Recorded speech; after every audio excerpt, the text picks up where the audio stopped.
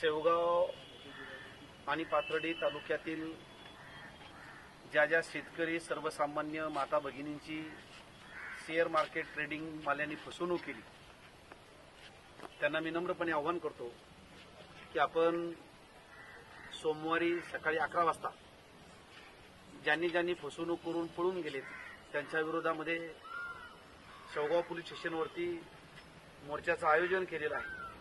हा मोर्चा सकाळी 11 वाजता आपण सगळं जमण्याचं ठिकाण हे नवीन तहसील कार्यालय आहे, तिथे सगळ्यांनी जमायचं आणि तिथून आपण डॉक्टर बाबासाहेब आंबेडकर चौक, छत्रपती शिवाजी महाराजांचा पुतळा आणि त्याच्यानंतर आपण शेवगाव पोलीस स्टेशनवरती मोर्चाने सामोरं जाणार आहोत। कारण आपली कोट्यवधी रुपयांची फसवणूक झालेली आहे, अजूनही लोक तक्रार देण्यासाठी बाहेर येत नाही।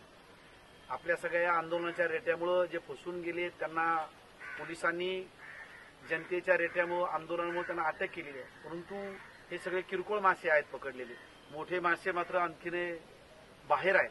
त्यामुळे जनतेनं धाडसानं पुढे यावं, आपल्या तक्रारी दाखल कराव्यात याच्यासाठी आणि पोलिसांनी त्या नोंदवून घ्याव्यात आणि कोट्यवधी रुपयांची फसवणूक करणाऱ्यांना तत्काळ अटक करावी, एमपीआयडी अंतर्गत गुन्हे दाखल करावे।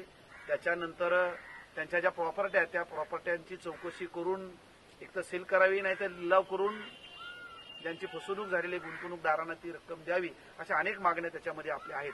म्हणून सर्व फसवणूकदार जे लोक आहेत, शेतकरी असतील, सर्वसामान्य माता भगिनी असतील, त्यांना मी आवाहन करतो की सोमवार दिनांक 19 ऑगस्ट 2024 रोजी म्हणजे परवा आपल्याला या मोर्चाला ताकदीनं यायचं आहे। आपण सर्वजण सकाळी 11 वाजता तहसील कार्यालय येथे जमावं असं आवाहन या ठिकाणी करतो।